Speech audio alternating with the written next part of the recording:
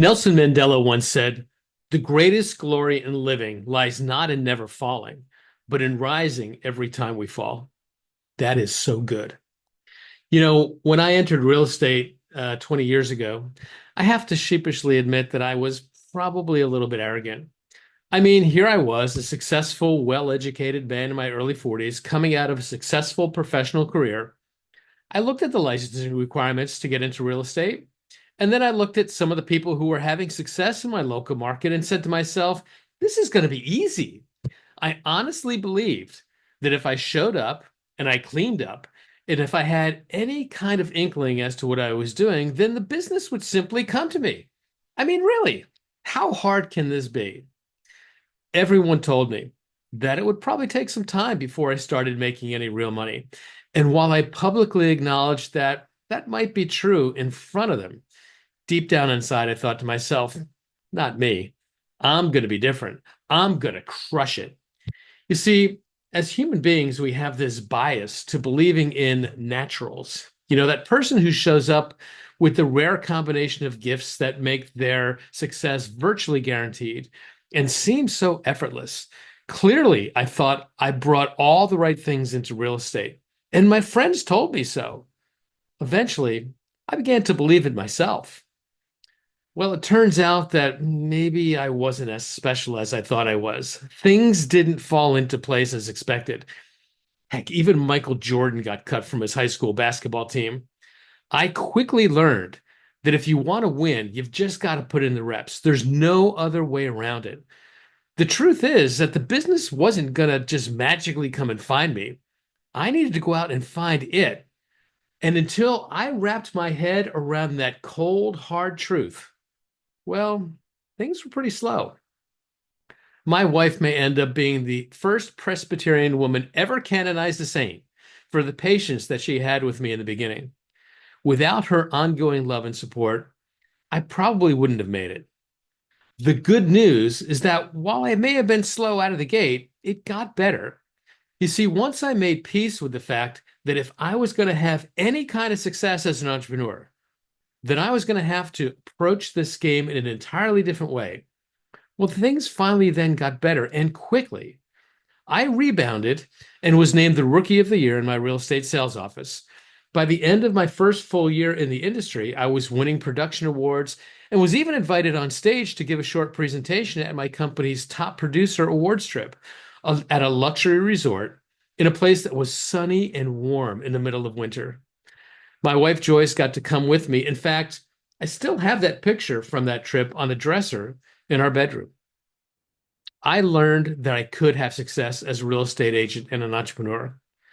What I also learned, and I probably wasn't ready for, is that it just wasn't going to be easy. Not impossible, but hard. And if I wanted to create the life I was really after, then I was going to need to have to find a way to become a little bit grittier and more resilient than I ever needed to be for any other business opportunity that I faced in the past. Finding success as an entrepreneur isn't always complicated, but it's definitely not for the faint of heart.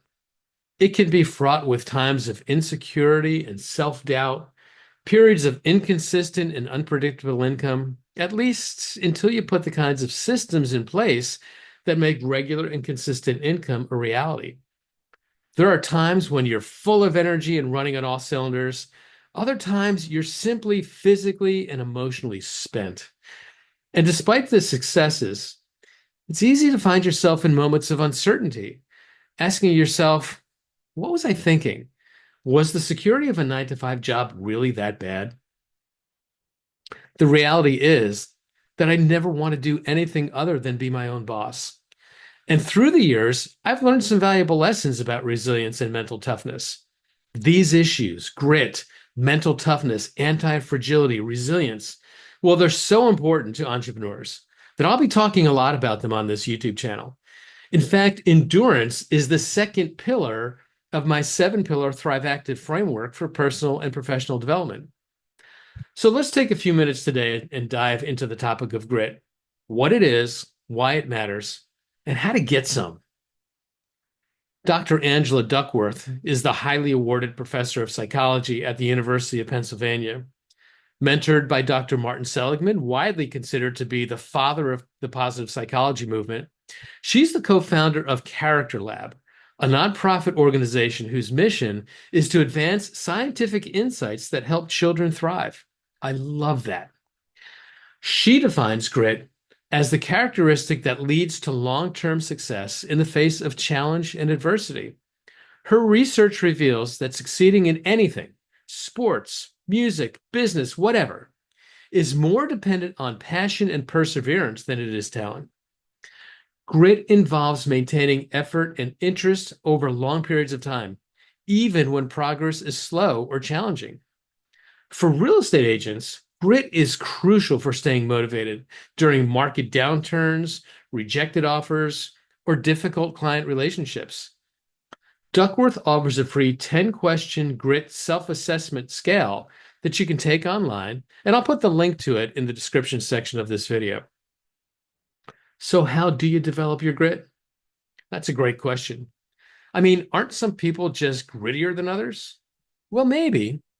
It's true that each of us has a certain temperament, the result of our biological makeup and our learned experiences that influence how we adapt to stress and challenge. And it's also true that having a growth mindset where you believe that your abilities can continue to be developed through effort and learning is an important part of being gritty. It's a big and tragic mistake to believe that we are who we are as adults and that we're either too old or too set in our ways to develop new skills and abilities. The research on brain science overwhelmingly proves that we can and we should expose ourselves regularly to new and challenging experiences so that we're forced to stretch and to grow. It's one of the best ways to help prevent age-related disorders like dementia. And at my age, that's important. It's also important to remember that as human beings, we're hardwired to do tough things. Nobody was born knowing how to walk or ride a bike or navigate a smartphone. We learned all of it through a process of trying, making mistakes, learning from those mistakes, and then trying again. One of the greatest predictors of our ability to persevere through all the ups and downs of challenging times is whether or not we feel passion, a sense of energy and enthusiasm for the activity at hand. A terrific journaling exercise that can be really useful here is to think about something that you did for the first time and then stuck with it for at least a year. And that length of time is important because a year shows real perseverance. Maybe you started playing a new sport or a new instrument as a child. Maybe you took up yoga or painting as an adult. The key is to find something that you never did before, but you stuck with it. Take a moment and answer these questions in your journal. What was it about that experience that drew you to it in the first place? What was it like doing it? How did it feel to be a novice in the beginning? What was it about that activity that kept you coming back? Did your feelings about that activity change as you got more experienced? And here's a really important one. At what point did it become something that you became emotionally connected to, really enthusiastic about participating in? For many of us, our enthusiasm grows over time, especially after we start having some positive experiences. The reality is that this time can be a lot like that time. Once you remind yourself that you've done new and difficult things in the past and developed enthusiasm for them, you'll become more convinced that you can do it again. Just having this knowledge alone goes a long way to helping you become a grittier person. Sometimes our growth and success comes in spurts.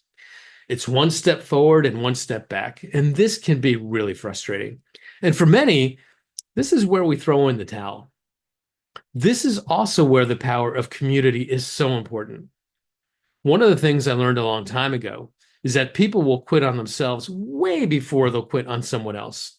This is why the Marines form smaller fighting units, the bands of brothers, if you will, before they go into combat. It's also the reason why friends who want to create a new habit, like walking or working out, will often commit to doing it together. When we set the expectation that the thing we're committing to do will be an experience that we'll all do together, we're more likely to show up. Nobody wants to be the one who lets their friends down. So we push through to show up even on the days that we don't want to. And as important as this kind of accountability is, it's not the only benefit of having a community to be a part of.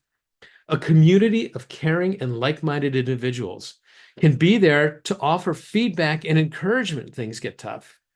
They can help you see what you did well and also offer you some candid feedback on how to improve when things don't work out as planned.